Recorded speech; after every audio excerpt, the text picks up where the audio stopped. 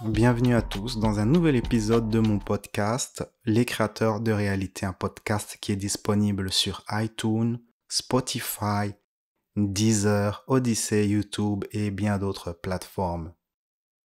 Dans ce podcast, je parle d'augmenter son taux vibratoire durant cette période de changement, une période de changement très important qui est en train d'opérer notre société, le monde.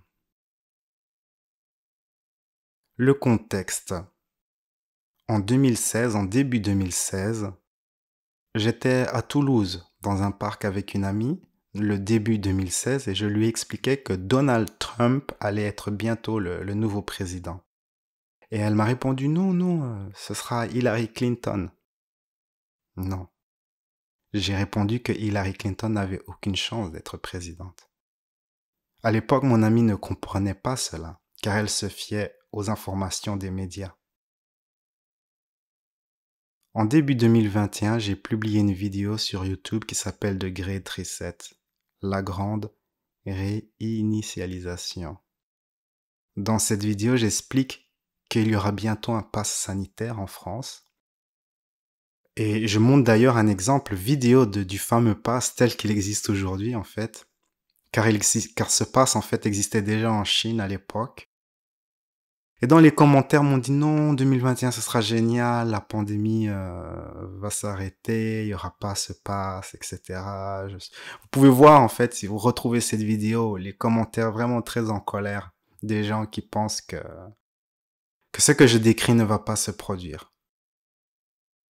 Dans les deux cas, en 2016 et en 2021, il ne s'agit pas de clairvoyance de ma part. Il est facile, très facile, de percevoir dans quelle direction se dirige un pays, ou le monde, ou la société en général. Il y a simplement le phénomène que les gens ne désirent pas savoir, la direction dans laquelle se dirige leur pays ou même leur vie personnelle. Il y a ce désir de rester endormi. Quoi qu'il en soit, la direction dans laquelle va le monde, la société ou un pays est facilement perceptible à la personne qui est sensible et qui sait lire l'énergie de la conscience de masse en fait. Toutes ces informations sont disponibles dans ce que j'appelle la conscience de masse et c'est disponible à un grand nombre de personnes. C'est pour ça que les gens les plus sensibles, les artistes, incluent souvent ce qu'ils perçoivent dans leur création. C'est pour ça qu'entre 2017 et 2020, il y a eu un nombre de films et de séries télé dont le thème c'était la quarantaine, le confinement, la pandémie. Par exemple, il y a ce téléfilm américain qui s'appelle La quarantaine. C'est un film de 2019. Il y a aussi une série télé espagnole très connue qui décrit une situation presque comme celle dans laquelle nous vivons en ce moment. Il y a plusieurs séries américaines aussi qui décrivent une situation de confinement, de quarantaine, de pandémie. Ces choses, les artistes ont perçu cela et ont inclus cela dans leur création. C'était la même chose aussi avant les fameux attentats du 11 septembre. Quelques mois avant, même quelques années avant, il y avait par exemple eu un jeu vidéo et le thème de ce jeu vidéo, c'était ce qui s'est passé le 11 septembre. Il y avait plusieurs films, séries, même dessins animés qui évoquaient les attentats du 11 septembre avant qu'ils se produisent. Alors, peut-être vous n'êtes pas sensible à ce qui va se passer dans les prochains mois, dans les prochaines semaines, mais vous devez savoir qu'on se dirige vers de grands changements, des changements difficiles, une période chaotique. Non seulement nous rentrons dans ce que certains appellent l'ère du Verseau, et l'une des caractéristiques de l'ère du Verseau, c'est que ce qui est caché sera à la lumière. les mensonges seront révélés, les anciens systèmes qui ne profitent pas à la société seront exposés et vont petit à petit s'écrouler et disparaître. Ce qui est intéressant, c'est que les pays s'éveillent à différents rythmes. Plus un pays a une population qui est, on va dire, endormie, et plus les gens qui vivent dans ce pays manifestent collectivement une réalité de façon à créer un électrochoc tellement fort que même les personnes les plus endormies doivent se réveiller. Et c'est ce qu'on observe en France, en Australie et aussi au Canada, en Israël et dans d'autres pays ainsi. L'un des éléments déclencheurs qui va créer un gros changement de société, un changement chaotique de société, on va dire, c'est tout ce qui tourne autour du programme de vaccination. Petit à petit, la vérité sur le programme de vaccination va apparaître et les masses vont comprendre ce qui se passe vraiment et vont devoir agir, réagir, et ceci va créer des changements. Par exemple, dans le cas de la France, c'est intéressant, car on a ce gouvernement qui propose comme ça, qui force les gens dans ce programme de vaccination, le pass sanitaire et machin, c'est la même chose en Australie. Et ça va créer une situation comme en Islande et en Israël, où durant l'automne, en fait, il y aura de plus en plus de cas de cette fameuse maladie. Venant du groupe, donc les gens qui vont tomber malades, ce seront les gens vaccinés. Et à partir du moment où la personne qui croyait à fond que les vaccins, c'était génial, ça va nous sauver, elle devra se poser des questions. D'ailleurs, à ce sujet du programme de vaccination et tout cela, écoutez ce message de l'avocat Rainer Fulmich, spécialiste des brevets, qui a fait beaucoup de recherches sur ce sujet. J'ai analysé les reportages des médias ici et je peux confirmer qu'ils donnent un compte-rendu très unilatéral de la pandémie. Tous ceux qui osent déclarer que la menace est moins dangereuse que ne le fait le gouvernement sont dénoncés comme des théoriciens de la conspiration, de complotistes, et ainsi de suite. Les médias ont donc fait exactement ce que vous avez souligné dans la phrase que vous avez répétée 2 fois auparavant.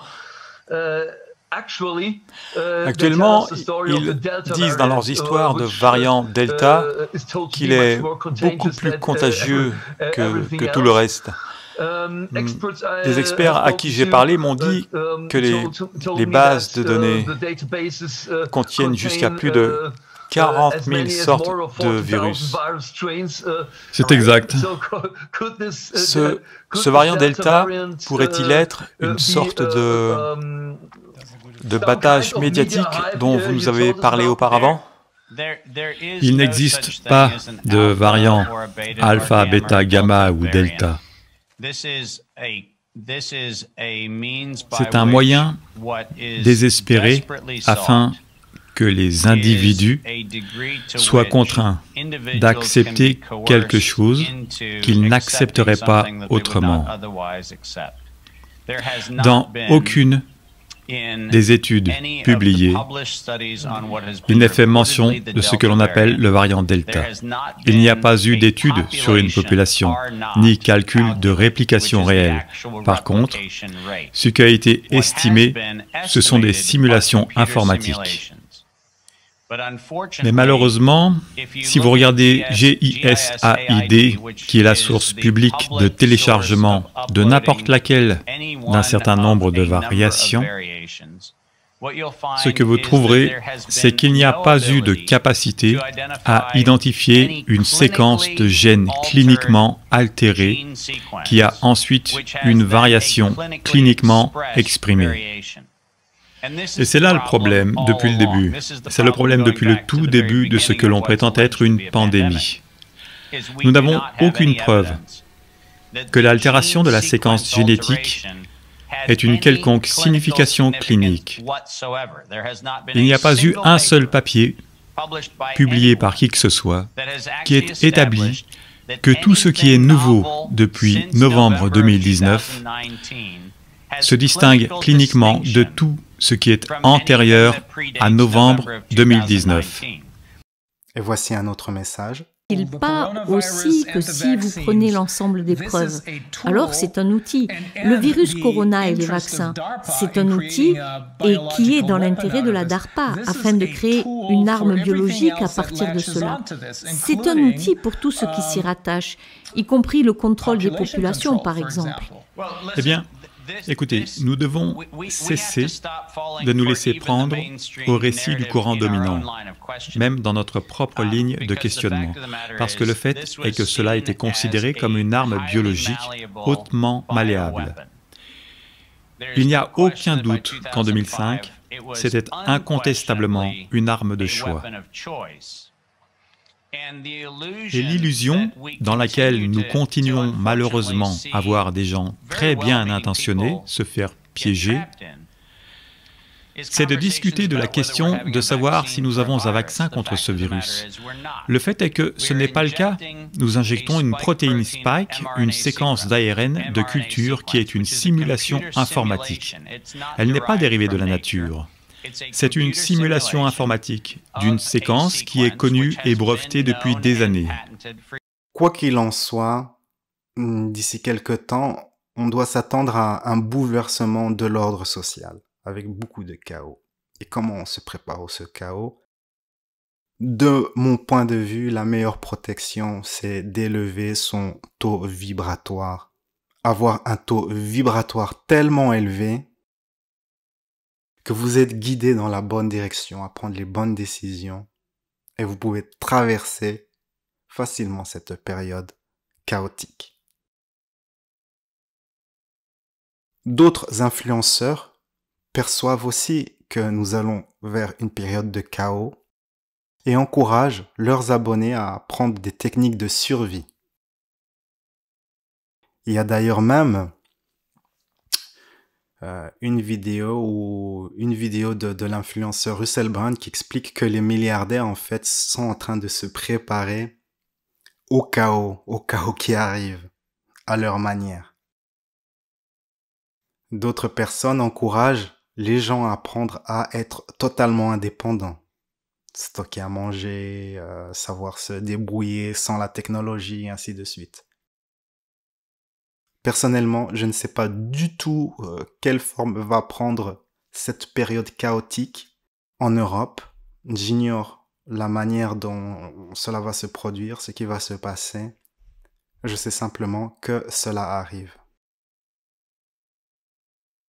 Comme vous le voyez, je produis très peu de vidéos en ce moment, car ma priorité pour le moment est d'augmenter mon taux vibratoire. C'est vraiment ma priorité. Et cela me prend des heures et des heures et des heures par jour, au point que je n'ai plus trop de temps pour produire des vidéos pour YouTube.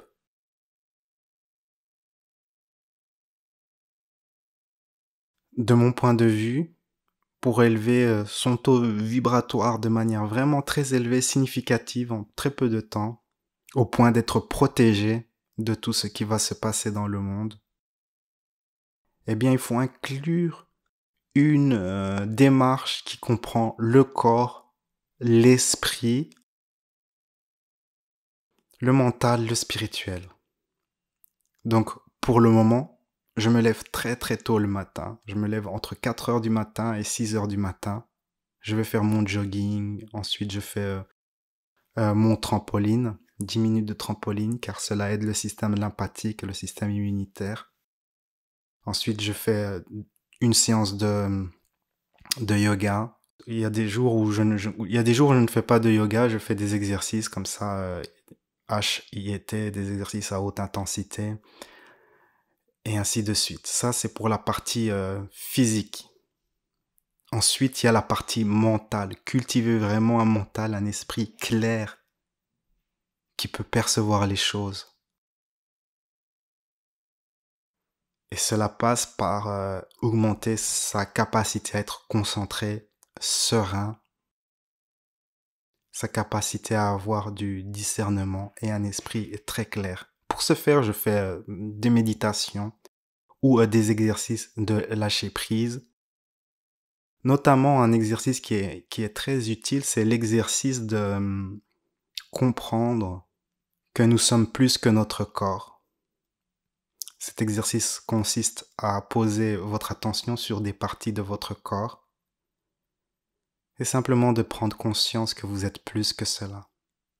Par exemple, en ce moment, posez votre attention sur vos mains. Posez-vous la question, qui est en train de percevoir cela?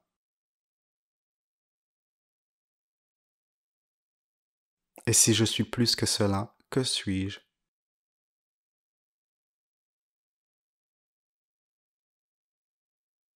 Et si vous êtes plus que cela, qu'est-ce que vous êtes?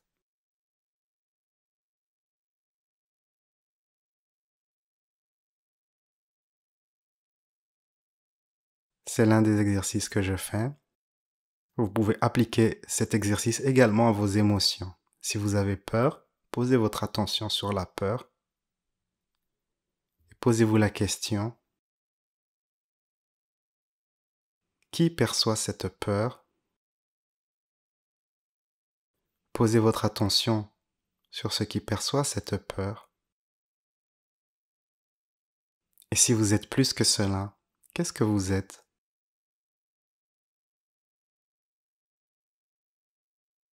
Et pouvez-vous vous reposer dans ce qui est au-delà de toute peur?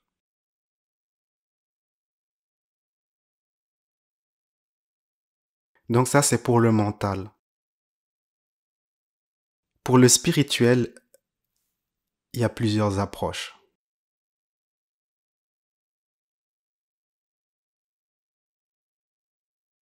L'approche que j'aime bien, c'est de travailler avec l'énergie de l'amour. L'énergie de l'amour inconditionnel. Et vous pouvez méditer comme ça 1 heure par jour ou plus sur le fait d'avoir de l'amour inconditionnel ou d'être rempli d'amour inconditionnel ou d'être rayonnant d'amour inconditionnel. Et petit à petit, votre taux vibratoire va augmenter. Il est important de garder la discipline avec ces pratiques, de continuer encore et encore, jour après jour, et de ne pas abandonner. Vous allez bénéficier de l'effet de cumul. Par exemple, je suis déjà 4-5 semaines dans mon programme et je vois que j'ai plus d'énergie. J'ai plus de clarté et j'ai plus de sérénité. Je suis satisfait de ces petits progrès et cela m'encourage à continuer. Comment savoir si oui ou non vous avez un taux vibratoire élevé? C'est très facile. D'abord, je veux expliquer cela car souvent, il y a cette tendance à dire « Oui, mais moi, je médite et j'ai un taux vibratoire élevé, or que la personne a des problèmes de santé, de relationnel, d'argent. » Les problèmes sont des indications qu'à un certain niveau, votre énergie est bloquée. En vous, il y a des énergies qui sont bloquées. Et ceci indique que vous n'êtes pas dans un taux vibratoire élevé tel que j'essaie de l'exprimer à travers cette transmission. Si vous avez un taux vibratoire élevé, c'est-à-dire si vous avez suivi ma série sur les niveaux de conscience, les niveaux de conscience de 0 à 1000, où l'un des niveaux de conscience les plus bas est celui de la honte, suivi de la culpabilité et ainsi de suite. Un niveau de conscience moyen, c'est celui du contentement, avec un peu au-dessus le courage. Un niveau, on va dire, au-dessus de la moyenne, c'est le niveau de conscience de l'enthousiasme, et ainsi de suite. Donc, et on peut mettre cela, ces états émotionnels, sur une échelle qui va de 0 à 1000. Et un niveau de conscience élevé serait au-dessus de 460. c'est-à-dire vous êtes dans un état de joie intense permanent. Et quand vous êtes dans cet état, votre corps se met à guérir, vous avez une lucidité, une clarté d'esprit, vous êtes guidé dans la bonne direction, il se passe toutes sortes de miracles. Et en étant dans cet état, vous pouvez traverser un océan où il y a une très forte tempête. Vous pouvez traverser cet océan sans aucune difficulté. Le niveau de conscience moyen d'une personne est de 240. Donc de 240, il faut passer à 460. Certaines personnes sont déjà dans les 300, donc il y a moins d'efforts à fournir.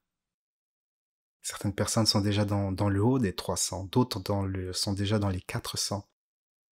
Plus votre niveau de conscience actuel est élevé, moins d'efforts il y a à fournir.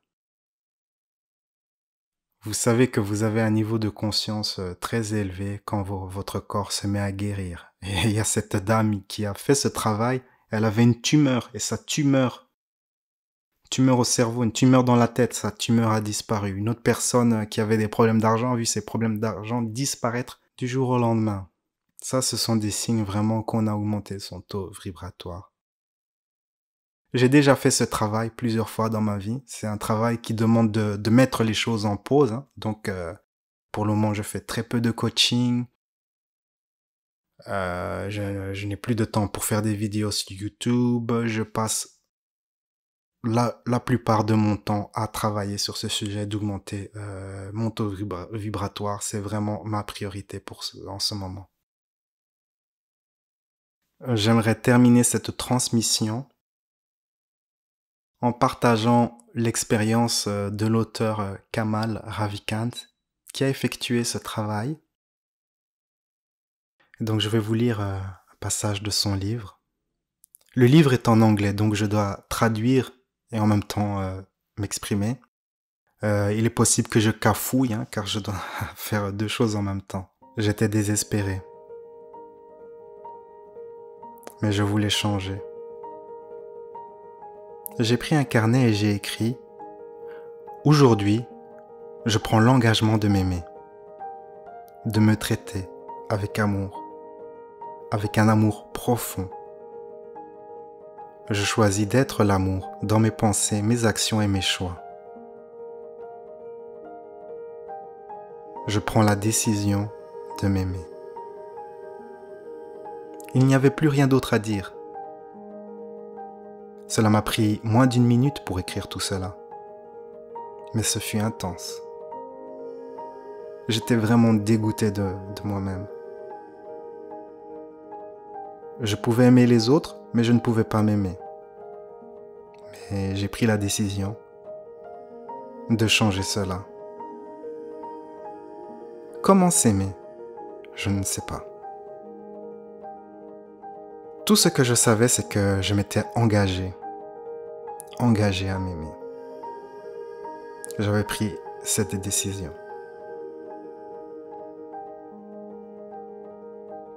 Je ne savais pas comment faire, alors j'ai décidé de faire de la manière la plus simple. Simplement en me disant « je m'aime ». Une pensée que je répétais encore et encore. La première fois, ce fut quand j'étais étendu sur mon lit pendant des heures.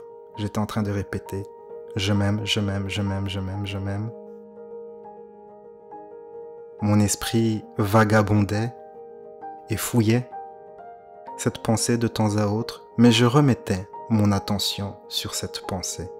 Je m'aime, je m'aime, je m'aime, je m'aime. Premièrement dans mon lit et ensuite sous la douche.